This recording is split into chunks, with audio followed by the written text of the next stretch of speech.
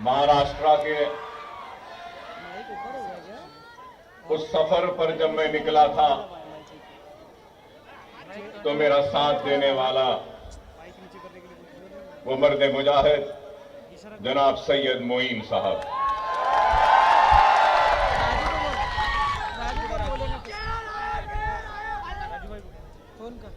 उम्मीद करता हूं कि आप सब खैर और आफियत से हैं।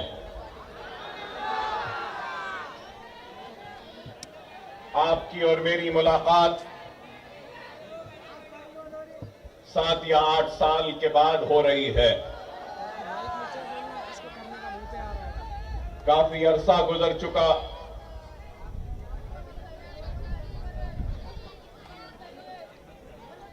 उम्मीद करता हूं कि आपने भुलाया नहीं मुझे, क्योंकि अकबर ओवैसी ने कभी आपको नहीं भुलाया। ना आपको ना महाराष्ट्र के किसी भी मुसलमान को अकबर ओवैसी कभी भुलाएगा। चाहे वो औरंगाबाद का मेरा मुसलमान भाई हो, चाहे वो मुंबई का मेरा मुसलमान भाई हो, चाहे वो जालना का मुसलमान भाई हो या बीड़ का मुसलमान भाई हो, या उस्मानाबाद का मेरा मुसलमान भाई हो, या फिर नांदेड़ का मेरा मुसलमान भाई हो, हर उस नौजवान, हर उस बुजुर्ग, हर उस मां, हर उस बेटी, हर उस बहन जिसने महाराष्ट्र के मेरे उस तवील सफर जो मसाइब और मुश्किलात से घिरा हुआ था, जिसका आगाज हमने किया था, तो आपने जिन्होंने मेरा साथ दिया उन सबको कभी अकबर ओवैसी न भूला था, न भूला है, न भूलेगा। सैयद मोइन इस बात की गवाही देंगे कि रमजान का महीना था। नांदेड़ में हमने एक रोजा खोला और उसके बाद नांदेड़ से निकलकर औरंगाबाद को आए थे और यहां पर भी हमने रोजा खोला था। और जब मजलिस इत्तेहादुल मुस्लिमीन की ना मजबूती थी, ना ताकत थी, ना कोई मजबूत तंजीम थी, लेकिन मुझे आज भी याद है कि शानदार इस्तकबाल हुआ था। चाहे 2013 या 14 का वक्त था, तो आज मैं वो बातें इसलिए कह रहा हूं क्योंकि सफर तवील था, कठिन था, लेकिन हमने उस वक्त आगाज किया था। और जब आगाज किया था तो हम बड़े ही चंद लोगों के साथ इस सफर का आगाज किया था, लेकिन आज सारे महाराष्ट्र में हजारों नहीं लाखों की तादाद में लोग जुड़ते गए, ये कारवां बनता गया और मजलिस इत्तेहादुल मुस्लिमीन महाराष्ट्र के मुसलमानों की दिलों पर हुकूमत करने लगी, दिलों को जीत कर उनके दिलों में जगह बनाने में कामयाब हुई। और आज न सिर्फ औरंगाबाद के लिए एक तारीखी दिन है, बल्कि मेरी जिंदगी के लिए भी एक तारीखी दिन है कि आज एक स्कूल का, एक एजुकेशनल कैंपस का संगे बुनियाद रखा जा रहा है। और ये एजुकेशनल कैंपस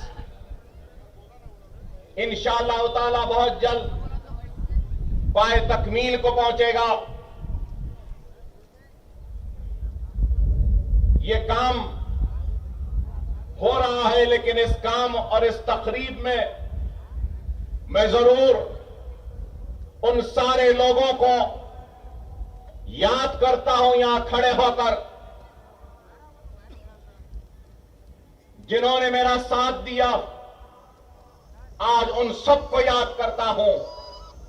अगर वो इस दुनिया में नहीं है तो अल्लाह से मेरी दुआ है कि अल्लाह उनके खबरों को नूर से भर दे। जिन्होंने भी अकबरुद्दीन ओवैसी के खाने से खाना मिलाकर एक कदम भी आगे बढ़ाया है, तो अल्लाह अगर इन इमारत में पढ़ने वाले बच्चों की दुआओं से जो अजर जो सवाब देगा, तो मेरी अल्लाह से दुआ है कि अल्लाह तो इसका अजर सिर्फ मुझे न दे, मेरे साथ खाने से खाना मिलाकर एक एक कदम चलने वाले हर उस शख्स को भी उसका अजर दे जिनकी वजह से आज का ये दिन हमको नसीब हुआ। जो लोग अल्लाह को प्यारे हो गए, मैं उनको भी याद करता हूं और उनको भी याद करता हूं जो लोग किसी वजह से हमसे दूर हो गए। आज वो दूर है,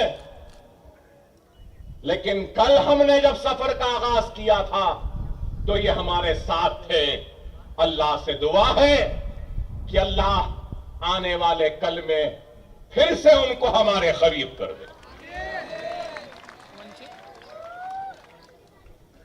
अकबरुद्दीन ओवैसी अपने मोहसिनों को कभी नहीं भूलता। अकबर ओवैसी की आदत है कि अगर उसके लिए कोई एक कंकर भी उठाएगा तो अकबरुद्दीन ओवैसी जिंदगी भर उसके एहसान को कभी फरामोश नहीं करता, ना कभी भूलेगा।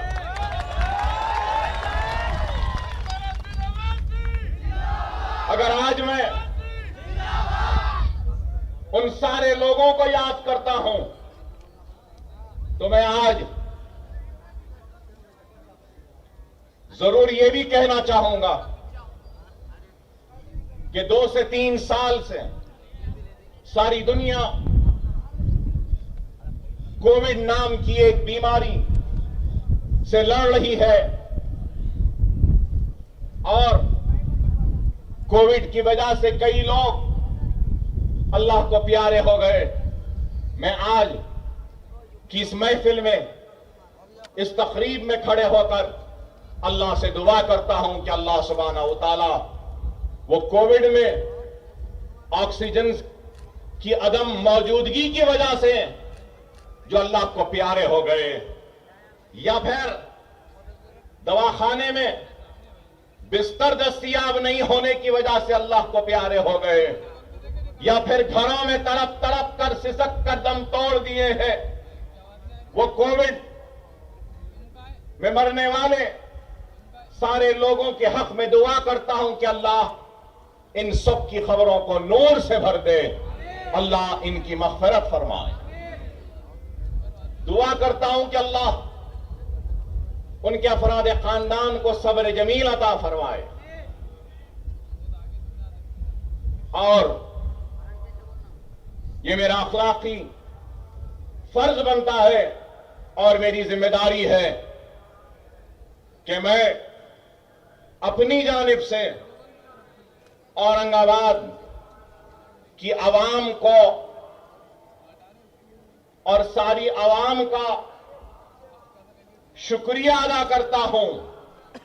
मैं आपका ममनून हूं, आपका मशकूर हूं कि आपने मजलिस इत्तेहादुल मुस्लिमीन के एक सिपाही को, एक उम्मीदवार को आपने अपने हल्के पार्लियामेंट से कामयाब किया और इम्तियाज जलील को ऐवाने पार्लियामेंट में भेजा। सबसे पहले आपका शुक्रिया आपका मुबारक। और बाद में इम्तियाज जलील साहब को भी मुबारकबाद देता हूं। बहुत दिन बाद आया, इसलिए जरूरी था इन बातों को कहना। और ये बात आपके सामने जरूर रखना चाहता हूं कि आज हिंदुस्तान में तालीम के शोबे में, रोजगार के शोबे में, तरक्याती सरगर्मियों को अगर देखते हैं और अगर अक़लियतों की आबादियों का जायजा लेते हैं तो सबसे पिछड़े हुए, सबसे पीछे, सबसे पसमानदा और सबसे आखिर में अगर कोई है तो वो मुसलमान है। चाहे वो गोपाल सिंह कमीशन की रिपोर्ट हो, चाहे वो गुजराल कमेटी की रिपोर्ट हो, चाहे वो सच्चर कमेटी की रिपोर्ट हो, चाहे वो कुंडू कमेटी की रिपोर्ट हो, चाहे वो महमूदुर रहमान कमेटी की रिपोर्ट हो या कोई भी रिपोर्ट हो, हर रिपोर्ट ने यही बात कही कि सबसे पीछे, सबसे पिछड़ा हुआ, सबसे कमजोर और सबसे आखिर में अगर कोई है तो वह हिंदुस्तान का मुसलमान है।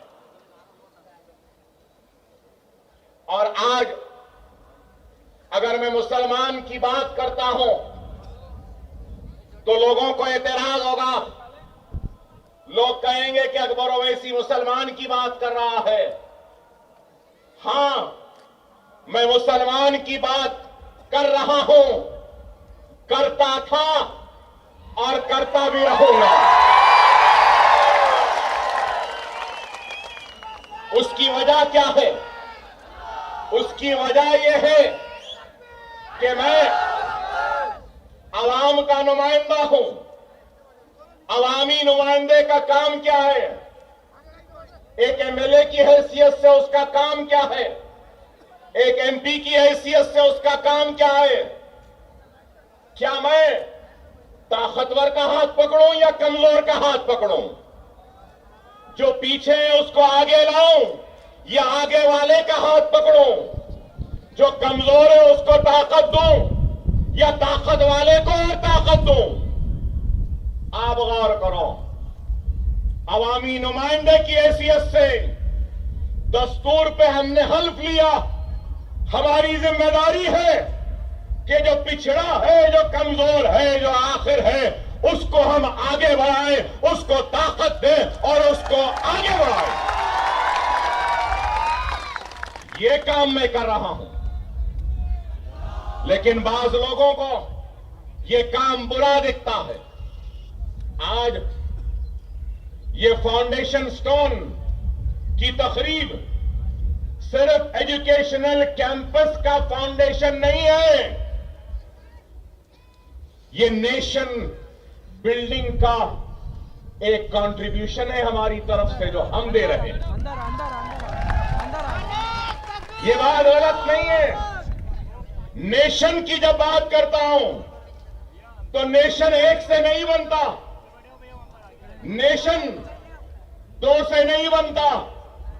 नेशन बनता है तो हिंदू से, नेशन बनता है तो मुसलमान से, नेशन बनता है तो सिख से, नेशन बनता है तो ईसाई से, नेशन बनता है तो पारसी से, नेशन बनता है तो बुद्धिस्ट से, नेशन बनता है तो जैन से, नेशन बनता है तो गॉड, भगवान या अल्लाह को नहीं मानने वालों से भी। नेशन का मतलब क्या है?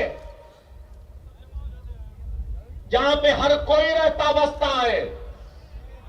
और हिंदुस्तान में हिंदू भी है, मुसलमान भी है, सिख भी है, ईसाई भी है, पारसी भी है, बुद्ध भी है, जैन भी है और हर मजहब के, कई मजहब के मानने वाले हैं।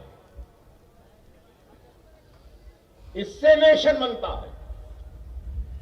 और कोई भी मुल्क उस वक्त तक कामयाब नहीं होता, तरक्की याफ्ता नहीं कहलाता, जब तक कि उस मुल्क के हर शहरी को इस बात का एहसास ना हो कि वो भी मुल्क की तरक्की का हिस्सेदार है।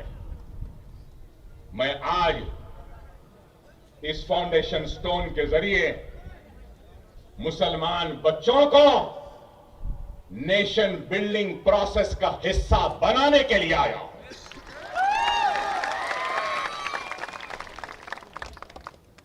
हिंदू भी आगे बढ़े, मुसलमान भी आगे बढ़े, सिख भी आगे बढ़े, ईसाई भी आगे बढ़े, पारसी भी आगे बढ़े, बुद्ध भी आगे बढ़े, जैन भी आगे बढ़े, तो तभी ये मुल्क दुनिया का सुपर पावर बनेगा। लेकिन अगर कोई अहमक, कोई दीवाना, कोई बेवकूफ अगर ये समझ रहा है कि सिर्फ किसी एक की तरक्की से ये मुल्क सुपर पावर बनेगा, तो वो दुनिया का सबसे बड़ा अहमक है। मैं ये कहूंगा कि सबकी तरक्की जब होगी इस मुल्क में, तो तभी मेरा मुल्क, मेरा हिंदुस्तान सुपर पावर बनेगा। ये अज़्म, ये इरादा लेकर हम आगे बढ़ रहे हैं। और आज इस बात से कोई इनकार नहीं कर सकता कि तालीम के मैदान में मुसलमान सबसे पीछे हैं, पिछड़ा हुआ है। लेकिन जब ये एजुकेशनल कैंपस आ रहा है, तो ये एजुकेशन कैंपस बेशक मुस्लिम आबादी में है, अतराफ अतराफ मुसलमान रहते हैं, लेकिन दूर से अगर कोई हिंदू भी अगर इस स्कूल में, एजुकेशनल कैंपस में पढ़ना चाहता है, तो हमारे दरवाजे उसके लिए बंद नहीं है, उसके लिए भी खुले हैं। अगर ईसाई भी आएगा तो उसके लिए भी खुले हैं, पारसी भी आएगा उसके लिए भी खुले हैं, और अगर कोई गॉड, भगवान या अल्लाह को नहीं मानने वाला भी आएगा तो उसके लिए भी खुले हैं। वो तुम्हारा दिल है जो हमारे लिए तंग है, लेकिन ये हमारा दिल है जो तुम्हारे लिए भी खुला है। हमारा दिल बहुत बड़ा है।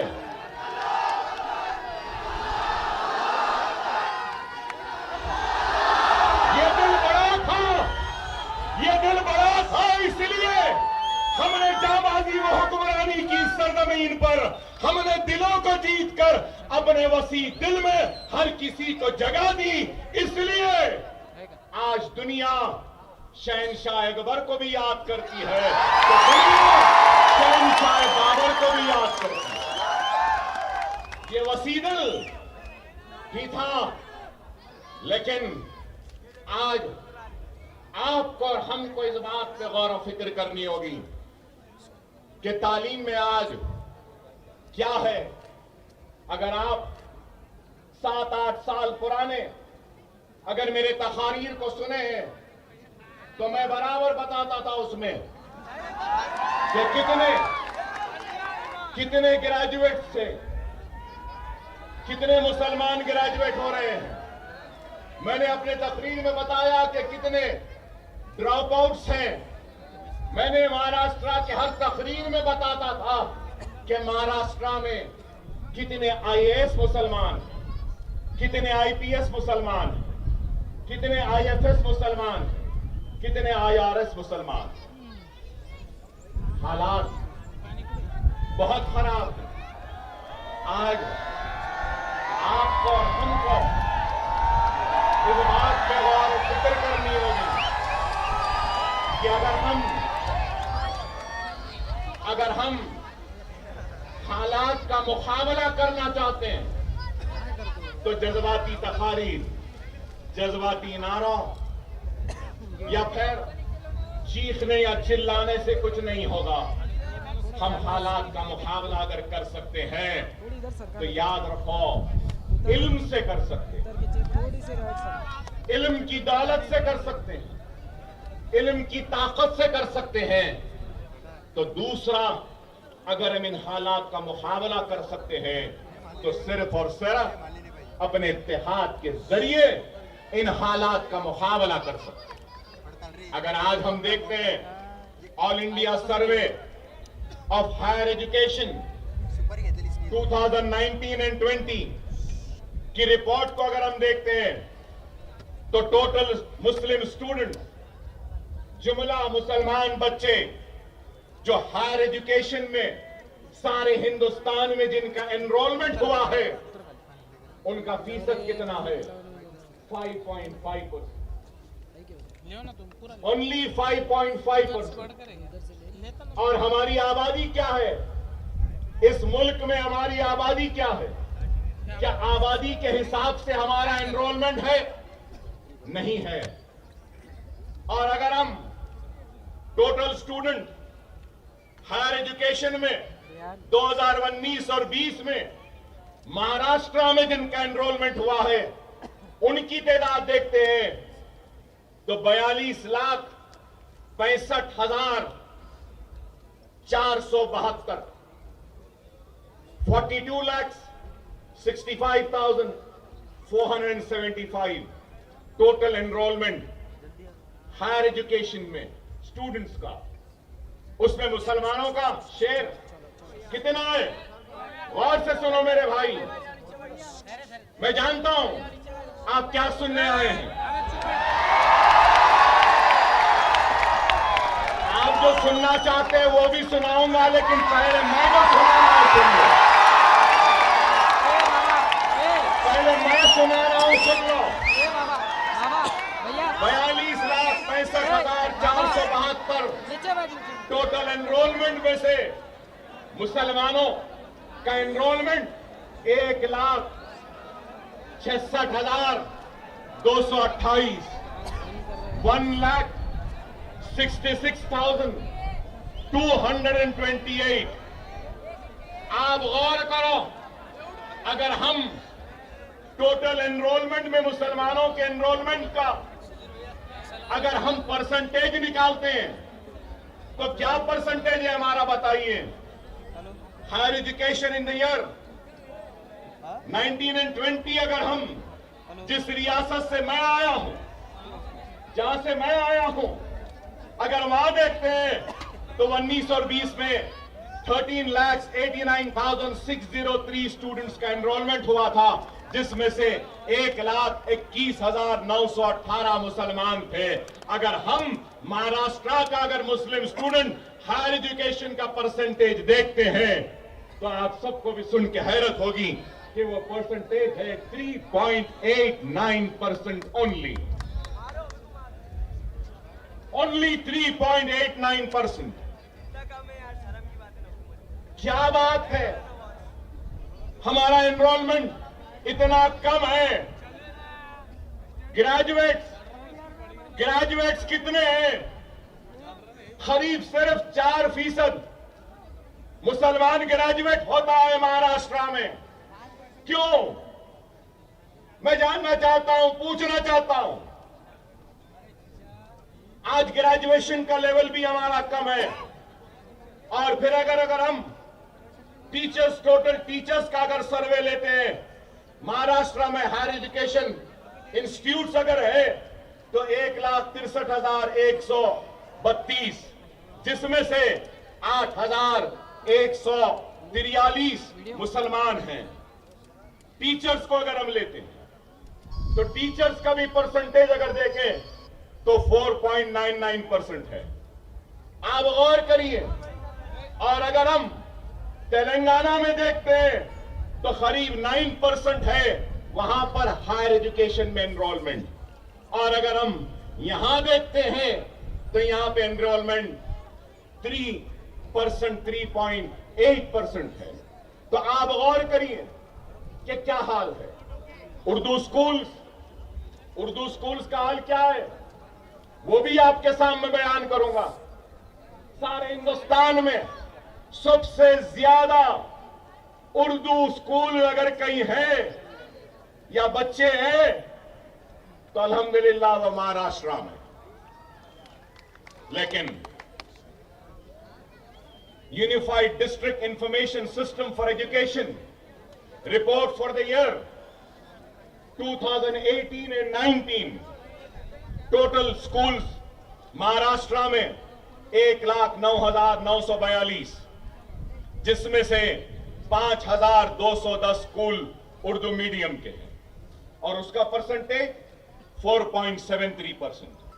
और महाराष्ट्र में उर्दू स्पीकिंग पीपल कितने हैं, उर्दू बोलने वाले कितने लोग हैं? 7% हैं और स्कूल्स 4% हैं।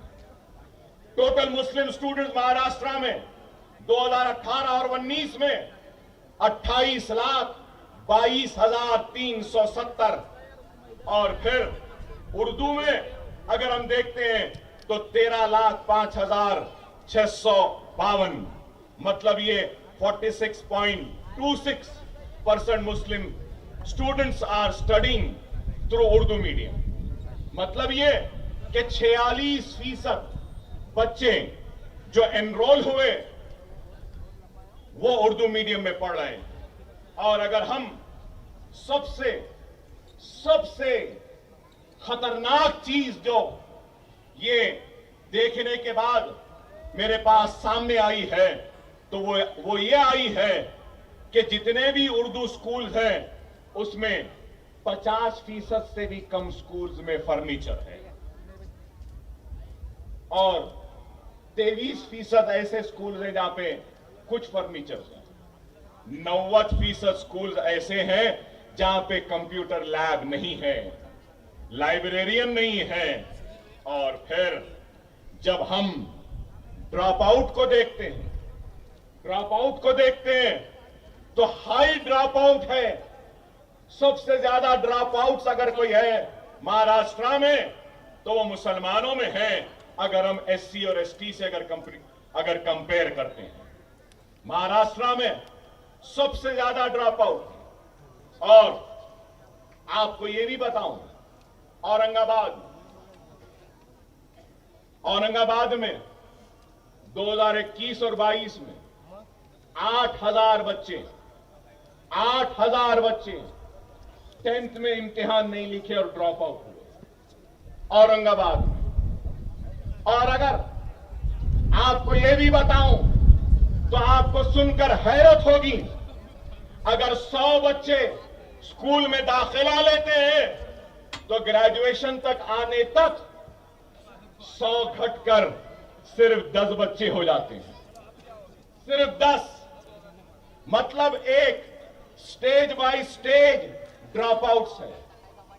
ग्रेजुएट में आते हैं, अगर 3.5 साल या 5.5 साल की उम्र में एक बच्चे को स्कूल में दाखिला देते हैं आप, वो ग्रेजुएशन तक जाता है। तो ग्रेजुएशन को जाते जाते अगर 100 बच्चों को दिए तो ग्रेजुएशन तक आने तक सिर्फ 100 के बजाय 10 ही बच जाते हैं। और फिर ग्रेजुएशन का लेवल कितना है? 4%। प्रोफेशनल कोर्सेस, डॉक्टर्स, इंजीनियर्स कितने? Less than 1%।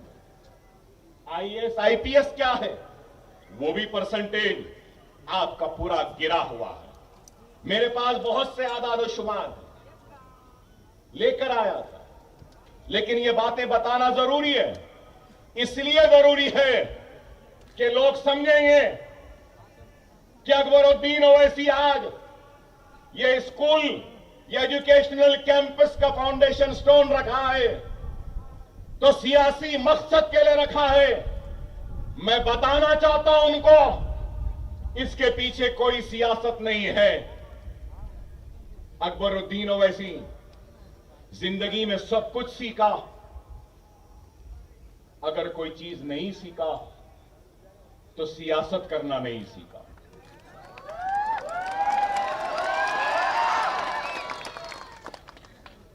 नहीं आती, ना ही मैं कभी सियासतदान बनना चाहता था।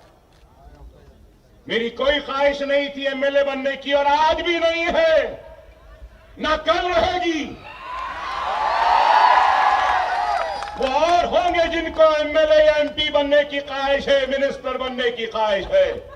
अकबरुद्दीन ओवैसी को अगर कुछ ख्वाहिश है तो सिर्फ यही है कि जब मरने के बाद अल्लाह के सामने जब हाजिर रहूंगा तो उस वक्त अल्लाह जब मुझसे सवाल करेगा कि मैंने तुझे दौलत दी थी, इख्तिदार दिया था, ताकत दी थी, तो तूने मेरे हबीब की उम्मत के लिए क्या किया है, तो मैं यही काम के जरिए अल्लाह के सामने हाजिर होऊंगा और कहूंगा कि अल्लाह तूने इज्जत दी थी मुझे, शोहरत दी थी मुझे, ताकत दी थी मुझे, इख्तिदार दिया था, दौलत दी थी, तो मेरे ये स्कूल तेरे हबीब के उम्मतियों की मोहब्बत की निशानी है।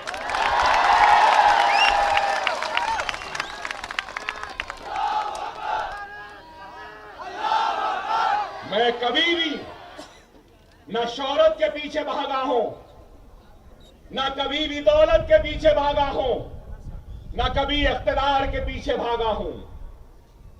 मुझे दुनिया में किसी का खौफ नहीं है, किसी से डरता या घबराता नहीं हो। सिर्फ डरता हूं तो मेरे पाक परवरदिगार अल्लाह से डरता हूं और किसी से नहीं। अरे आज 11 स्कूल है हैदराबाद में। पहला स्कूल कैसे बना आपको मालूम? अभी इम्तियाज जलील साहब ने कहा कि अकबर ओवैसी साहब पे हमले होने के बाद में उन्होंने अपनी जिंदगी को वक्फ कर दी गरीबों की मदद के लिए, तालीमी इदारे बना दिए। मैं ये बात कहना चाहता हूं, मुझ पर हमला होने से पहले, मुझ पे गोलियां लगने से पहले, चाकुओं के जरब लगने से पहले मेरे 2 स्कूल ऑलरेडी जब चलते थे। अगर मैं आज जिंदा हूं ना, तो शायद वो 2 स्कूल के बच्चों की दुआओं की वजह से जिंदा।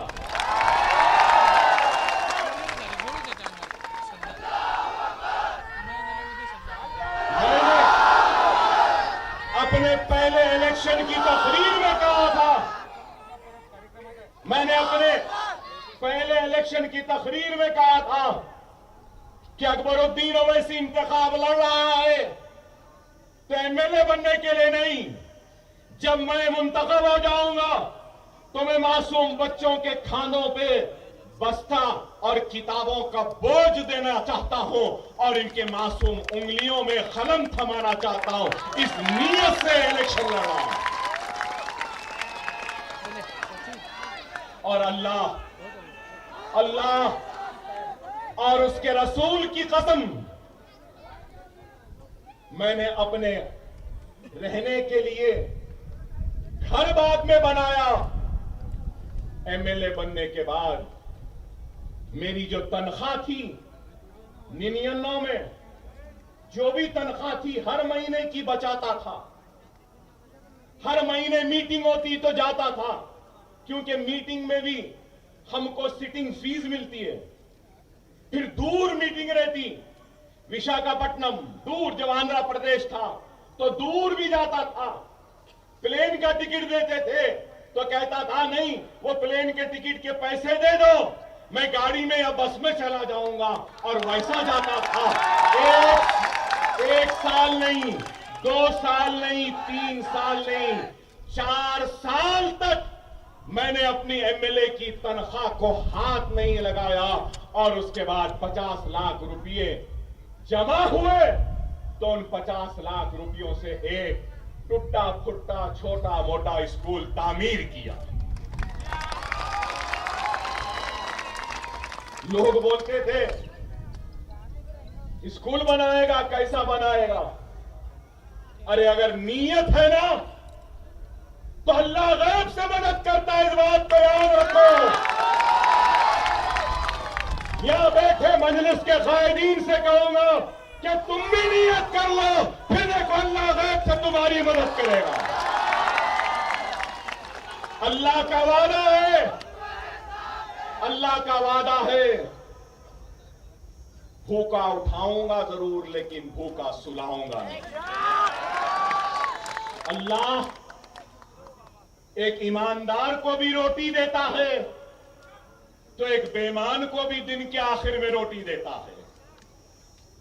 एक चोर को भी रोटी मिलती है, उसकी नीयत चोरी की है इसलिए चोरी की रोटी मिलती है, उसकी नीयत ईमानदारी की है इसलिए ईमानदारी की रोटी मिलती है। अरे नीयत करो। मेरे पास कुछ नहीं था, हर नमाज में अल्लाह गवाह है, सजदे में गिरकर अश्कों को बहाता था और दुआ करता था कि अल्लाह मेरे दुश्मन बहुत है, मुझे तू इतनी हयात दे दे कि मैं अपना वादा पूरा कर सकूं, एक स्कूल बना के इस दुनिया से रोक सकूं। और आज भी अगर औरंगाबाद को आया हूं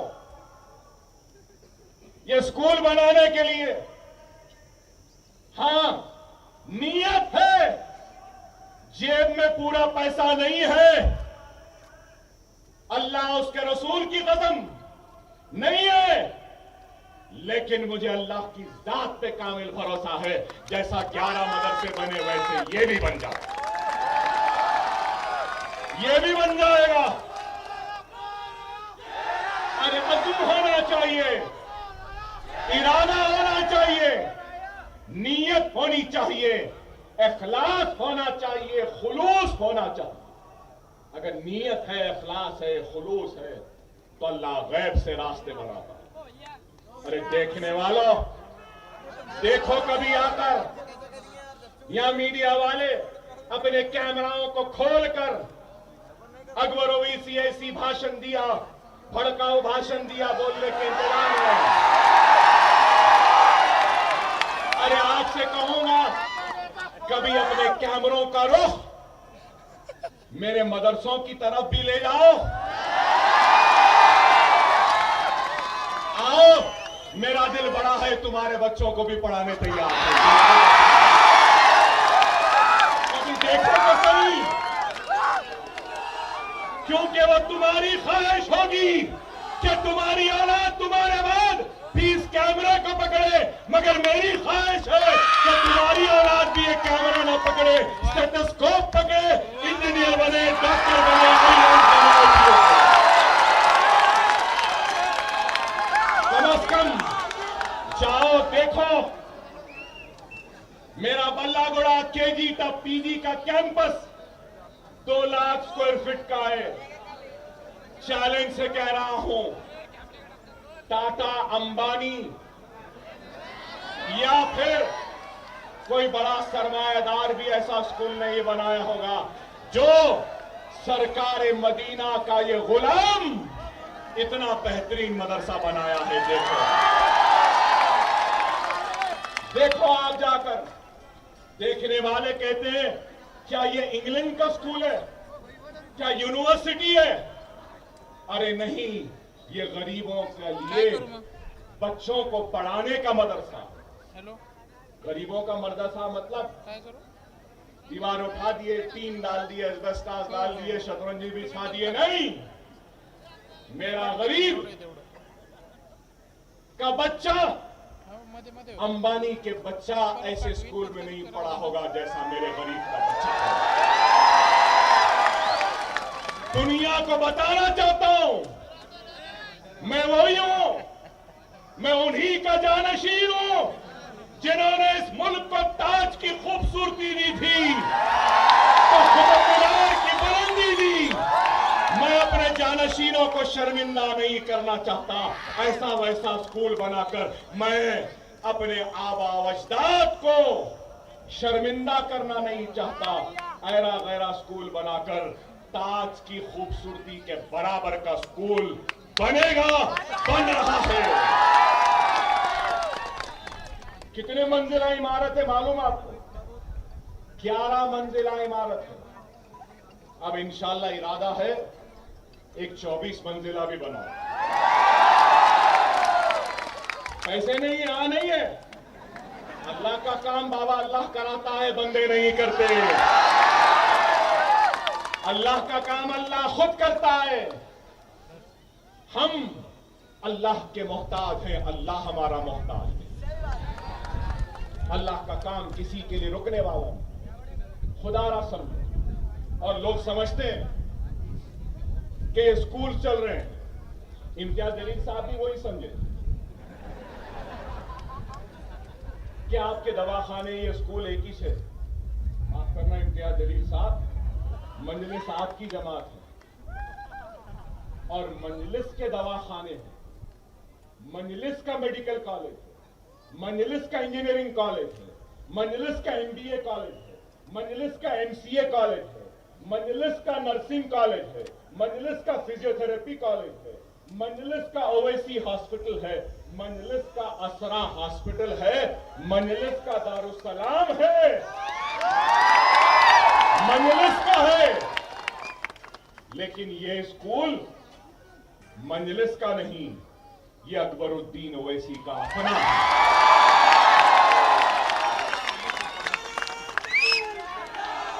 दवाखानों में जमात का पैसा लगता है, मेडिकल कॉलेज में मजलिस का पैसा लगता है, इंजीनियरिंग में मजलिस का लगता है, ये स्कूलों में अकबरुद्दीन ओवैसी का पैसा लगता है। ये बताना चाहता हूं, मजलिस का ट्रस्ट दारुसलाम एजुकेशनल ट्रस्ट है। मेरा ट्रस्ट वो अजीम शख्सियत के नाम खिराज है, जिसने हैदराबाद के मुसलमानों को बेदार किया, मुत्तहिद किया, मुनज़्ज़म किया और हिंदुस्तान की आवाम को नकीब मिल्लत जैसा बेटा दिया। मेरी मुराद सालारे मिल्लत सुल्तान सलाहुद्दीन ओवैसी से। ये मेरा ट्रस्ट मेरे वालिद के खिदमात को खिराज है और इस ट्रस्ट का नाम सालारे मिल्लत एजुकेशनल ट्रस्ट है। इसमें जमात का कोई ताल्लुक नहीं, किसी का कोई पैसा नहीं, मेरा पैसा, मेरी मेहनत का पैसा, वो पैसा जो मेरी आन बान और शान या मेरी औलाद के लिए खर्च होना था, वो पैसा मैंने कौम को दे दिया, क्योंकि अकबरुद्दीन ओवैसी खरसदार है मुसलमानों के दुआओं का, हैदराबाद के मुसलमानों की दुआओं का खरसदार। अगर उनकी दुआ ना होती तो शायद मैं आज जिंदा ना होता, मैं जिंदा नहीं होता।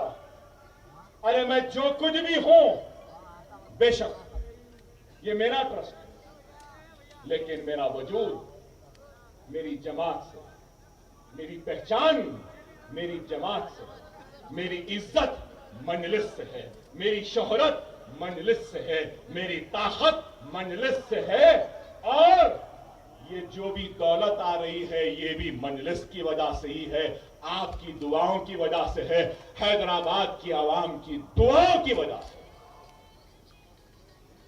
ये बात इसलिए कह रहा हूं कि कई लोग समझते हैं कि हमारे पास पैसा नहीं, हम कैसा करेंगे, किधर से करेंगे, अरे मुझे घर बनाना है, मेरे बच्चे को पढ़ाना है। अरे नहीं मेरे भाई, नीयत होगी, इरादा होगा तो अल्लाह खुद वसाइल बना देता। इस बात को समझो। मेरी जिंदगी में कई मौजज़ात हुए, कई मौजज़ात हुए। 3 गोलियां ये हाथ पर कुड़ाड़ियों से, सत्तुर से मारे, पेट में तलवार से, चाकू से, क्रिकेट का बैट अंदर डाल के फिरा दिए थे मेरे पेट में, लहूलान, मेरे गुर्दे खराब, पेट में हथकड़ियां नहीं है, लेकिन फिर भी इतनी देर मुखातिब हो, क्या कोई बोल सकता है कि कमजोर हूं? अरे यही बताना चाहता हूं। दुनिया इल्जाम लगाई, झूठे इल्जाम लगाए, बदनाम किया, रुसवा किया, लेकिन उसमें भी अल्लाह ने नाम दिया, आपके दिलों में मोहब्बत दी। अल्हम्दुलिल्लाह, अदालत से बाइज्जत बरी हुए।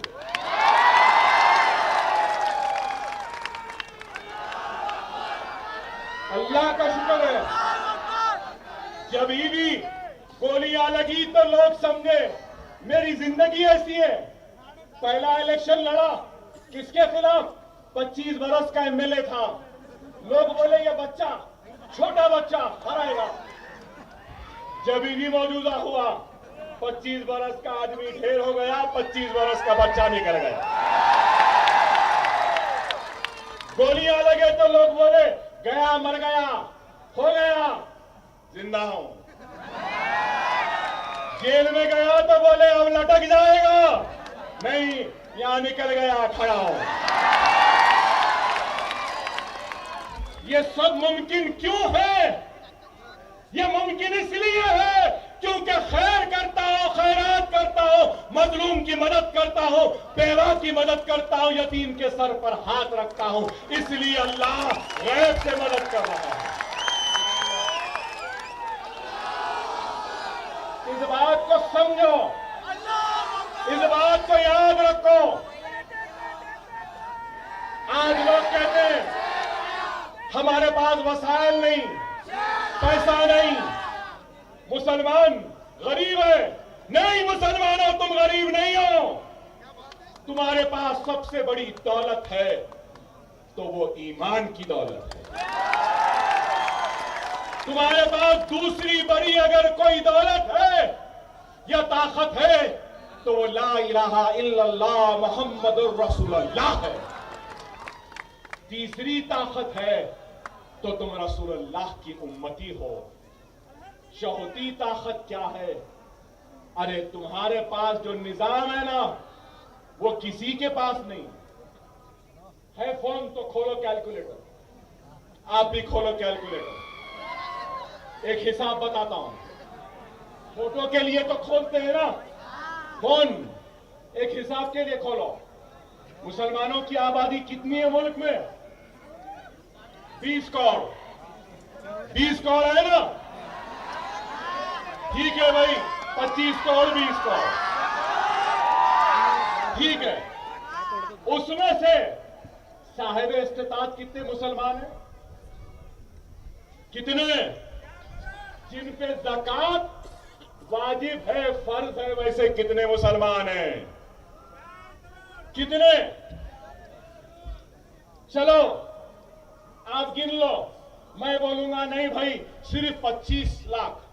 25 करोड़ में से 25 लाख, चलो 25 लाख ही ले लेते। एक आदमी पे 25,000 मिनिमम, 1 लाख या 1 करोड़। मेरी तो 1 करोड़ से जायद की ज़कात, मैं खुला कह रहा। चलो 25 लाख लोगों को 1 लाख के हिसाब से अगर कर लिए तो कितने पैसे हुए? जरा गिनो भाई, कितने हुए? कितने? 250 करोड़, 2,500 करोड़। अरे भाई मेरा हिसाब जो मैंने किया है ना, कम से कम 7,000, ज्यादा से ज्यादा 40,000 करोड़ मुसलमान ज़कात निकालता है, फिर भी कहते हो कि तुम गरीब हो। अफसोस देने वाले देखकर नहीं देते कि ये ज़कात का मुस्तहिक है या नहीं। देने वाले ये देखकर नहीं देते कि किस तरीके से हम मालिक बना सकते हैं इस इंसान को। अरे ले लो ना, यहां इतने लोग हैं, सबके पास सेलफोन है। किसी का फोन 4,000 5,000 से तो कम नहीं है ना? इंटरनेट भी है ना? देखते भी ना? फोन का बिल भी आता है ना? फिर भी गरीब हो। चाय पीते ना रोज? 5 सिगरेट भी पीते होंगे, 5 शीशा भी पीते हैं। अरे बाबा, आपके रोजमर्रा के शौक में शाहरुख खान का फिल्म भी देखते हैं, सलमान का फिल्म भी देखते हैं, चाय भी पीते हैं। अरे रोजाना अगर यहां ठहरे लोग अपने रोजाना के खर्चे में से अगर 1 रुपया निकाल देंगे, कितना मजमा है? करीब एक, कितना है मजमा? एक 25,000 का मजमा, 20-25,000। चले 20,000 ही ले लेते हैं। चलो अगर यहां से हर उठने वाला शख्स अगर ये तय कर ले कि मैं रोजाना अपने खर्चे में से 1 रुपया निकालूंगा तो कितने पैसे बन गए भाई? दिन को 20,000, महीने को 6 लाख, साल को 72 लाख। गौर करो, इस शहर में खुद तुम अपने बलबूते पर 1 नहीं 10 ऐसे इमारतें बना सकते हो या नहीं? अरे यही है। अरे आज मुझे मेरे बचपन की एक नज्म याद आती आज के हालात पर। मैं जानता हूं आप क्या सुनना चाहते हैं, मगर आप जो भी सुनना चाहते हैं ना, उनके लिए कहूंगा, मैं जानता हूं आप चाय के बारे में सुनना चाहते हैं। आप कड़क चाय, नरम चाय, चाय पी के चाय का नाम, चाय का सुनना, चाय ठीक है। आइंदा जब आएंगे चाय जरूर नोश फरमाएंगे। अब ये सुनो क्या लिखने वाली हाली की नज़म है। मौजूदा हालात पे क्या जबरदस्त जुस्ती है। सुनो, अगर कौम की खिदमत करता है, एहसान तू किस पर धरता है। अगर कौम की खिदमत करता है, एहसान तू किस पर धरता है। क्यों गैरों का दम भरता है, क्यों खौफ के मारे मरता है। उड़बान कमर क्या डरता है, फिर देख खुदा क्या करता है। जो उम्र मुफ्त में गुजरेगी वो आखिर को पछताएगा। कुछ बैठे हाथ ना आएगा, जो ढूंढेगा वो पाएगा।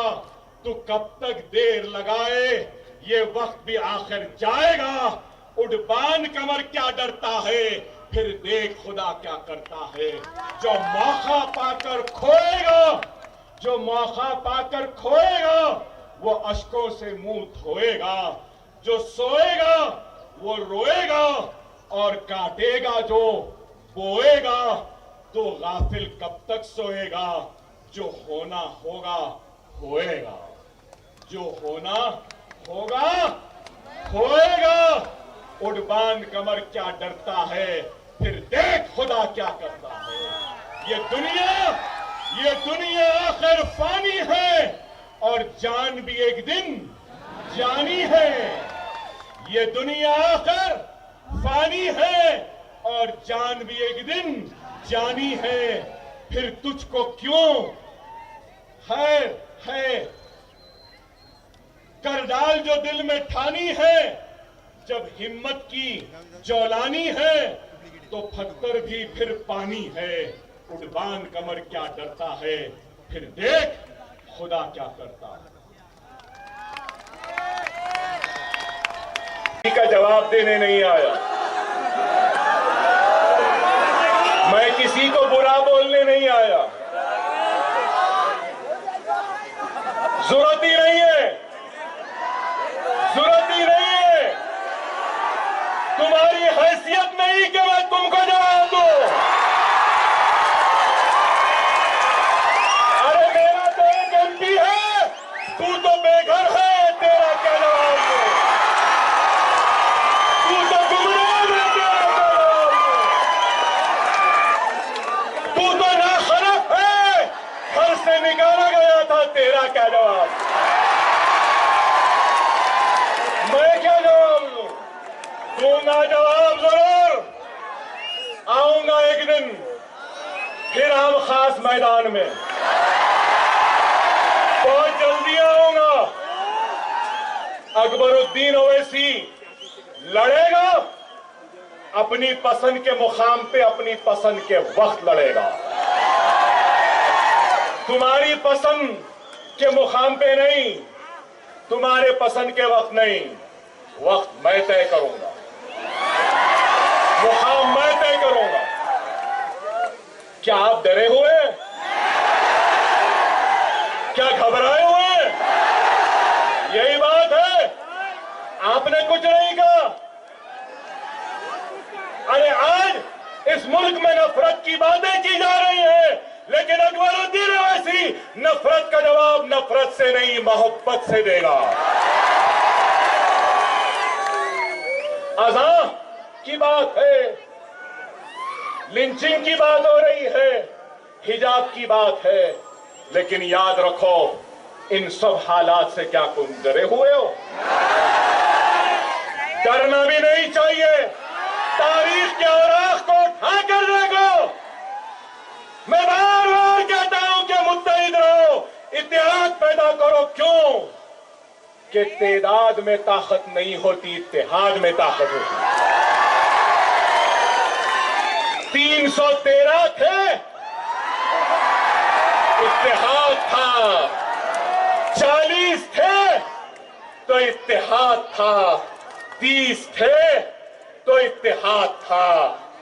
बैतुल मुक़द्दस को सलाहुद्दीन अय्यूबी ने हासिल किया तो इत्तेहाद था ना? जब हमने इस बात को याद रखना है, बैतुल मुक़द्दस जब यहूद नसारा के हाथ से चला गया तो उस वक्त क्या आलम था मालूम आपको? अंग्रेजों के पादरियां, फादर जो व्हाइट ड्रेस पहनते उस वक्त काला लिबास पहने, मालूम आपको? लंदन के बादशाह ने कहा कि मैं लंदन बेचने तैयार हूं, अगर कोई खरीदने तैयार है तो खरीद ले। मैं सलाहुद्दीन अय्यूबी के खिलाफ लड़कर बैतुल मुक़द्दस को आजाद करना चाहता। क्या तुमको मालूम अब्बासियों पर जब तातारियों ने हमला किया था तो बगदाद की दरियाएं दजला व फरात सुर्ख हो गई थी। मालूम तुमको? इराक बगदाद की दरियाएं दजला व फरात लाल हो गई थी। और ऐसा कत्लेआम हुआ था, तुमको मालूम? कितना हुआ था मालूम?